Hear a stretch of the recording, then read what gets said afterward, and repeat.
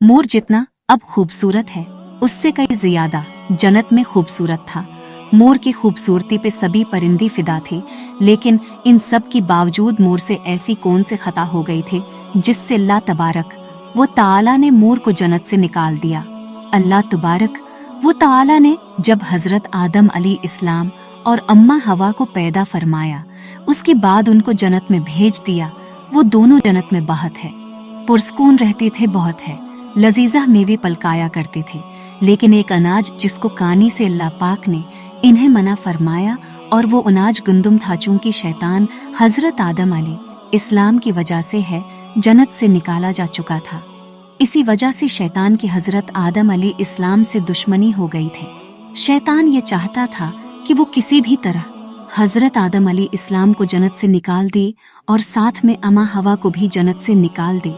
जब शैतान को ये खबर हुई कि हजरत आदम अलैहि इस्लाम को तमाम मेवे खाने की इजाजत है लेकिन गुंदुम खाने की इजाजत नहीं है, तो शैतान इंतकाम के आग दिल में लिए जन्नत के दरवाजे के पास बैठ गया और 300 साल तक वहां पर बैठा रहा कि कोई जन्नत के दरवाजे से बाहर आए और शैतान उससे बात कर सके। एक दिन अचानक से मोर जन्नत से बाहर आ गया। शैतान उसको देखते ही बहुत खुश हो गया। शैतान ने पूछा, ए खूबसूरत परिंदे तुम कौन हो? मोर बोला, मैं मोर हूँ, अब तुम अपना तारुफ करवाओ। शैतान ने जवाब दिया कि मैं आलिम कुरूबिया का एक फरिश्ता हूँ, मैं अल्लाह पाक की इबादत से एक पल भी गाफिल नहीं हूँ।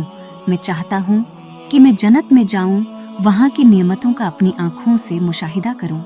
शैतान मोर सीखने लगा कि तुम मुझे जन्नत के अंदर ले जाओ, मैं तुम्हें 3 ऐसी बातें बताऊंगा जिससे तुम्हें अब्दी जिंदगी हासिल हो जाएगी, तुम्हें बुढ़ापा और बीमारी नहीं आएगी, तुम हमेशा जन्नत में ही रहोगे। शैतान की ये बातें सुनकर लालच में आकर मोर ने कहा कि मुझ में तो इतनी ताकत नहीं है कि मैं तुम्हें जन्नत के अंदर ले जाऊं, लेकिन एक सांप मेरा दोस्त है, वो शायद तुम्हारी मदद कर सके। ये कहकर मोर सांप के पास आया, उसको सारी बात बताई। सांप भी शैतान की बातों से बहुत खुश हो गया। फिर शैतान को अपने मन में छुपा के जन्नत में दाखिल हो गया और यूं शैतान अपनी चाल में कामयाब हो गया। जन्नत के तमाम निगहबानों को ये मालूम था कि शैतान ये चाल चल रहा है और जन्नत में दाखिल हो चुका है। फरिश्ते शैतान को जन्नत से निकालने लगे। तब है अल्लाह पाक का हुक्म हुआ कि उसको अभी तक जन्नत में ही रहने दिया जाए। वो फरिश्ते अल्लाह तबारक वो ताला की हुक्म से रुक गए। शायद ये हजरत आदम अली इस्लाम का इम्तहान था। शैतान हजरत आदम अली इस्लाम के पास और अम्मा हवा के पास जाकर अपनी मोहब्बत का इजहार करने लगा। वह दोनों ही शैतान को पहचान न सकी कि उनकी माजी के मुकाबले में शैतान की शक्ल तब्दील हो चुकी थी। शैतान कहने लगा कि मैं चाहता हूँ कि आप दोनों हमेशा जन्नत में इसी तरह जिंदगी गुजारें, हमेशा खुश रहें।